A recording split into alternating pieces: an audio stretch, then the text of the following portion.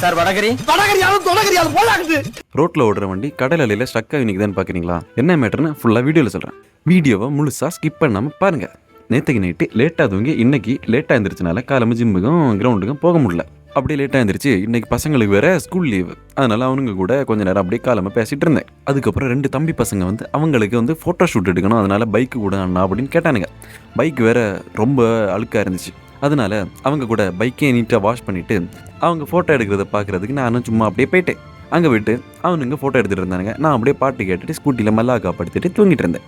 அதுக்கப்புறம் இந்த இடம் போதும் அப்படின்னு சொல்லி பேக் பண்ணிட்டு பீச்சுக்கு போயிட்டானுங்க. பீச்சுக்கு போன அப்புறம் கடலில் உரல் பறக்கிறான், அது பறக்கிறேன்னு சொல்லிட்டு குண்டு தோண்டிட்டே இருந்தானுங்க. அதுக்கப்புறம் இவனுக்கு மனசில் பெரிய ஜிம்பாய் நினைப்பு.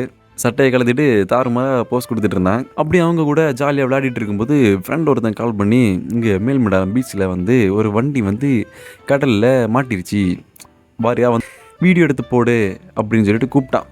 நாங்கள் வேற கரெக்டாக அந்த டைமுக்கு மிடாலம் பீச்சுக்கு பக்கத்தில் நின்னோமா, ஸ்ட்ரைட்டாக அங்கே போயிட்டேன். அங்கே போய் பார்த்தா என்னடா இதுன்னு தான் இருந்துச்சு. நானும் என்ன நினச்சேன், சரி கடற்கரை சைடு வந்து ஏதாச்சும் பார்க் பண்ணிய டைமில் வந்து ஸ்ட்ரக் ஆகிருக்கும் அப்படின்னு நினச்சேன். பார்த்தா அவன் பார்க் பண்ணதே கடலில் கொண்டு போய் பார்க் பண்ணியிருக்கான்.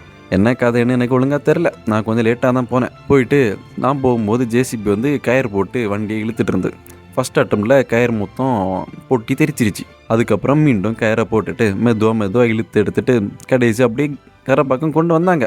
அந்த ஊர் மக்களெல்லாம் சம்மதிக்கணும், அதுக்கு நின்று நல்லா சப்போர்ட்டிவாக ஹெல்ப் எல்லாம் பண்ணி அப்படி இப்படின்னு வண்டியை மேலே ஏற்றிட்டாங்க. நாங்களும் வண்டி கரை பக்கம் வந்ததும் அங்கேருந்து கிளம்பிட்டோம். ஏன்னா இருட்டிருச்சு. அப்படியே அங்கேருந்து கிளம்பி வீட்டுக்கு வந்துட்டு இன்றைக்கி நாள் அப்படியே முடிச்சிட்டேன். அவ்வளோதான். பாய்.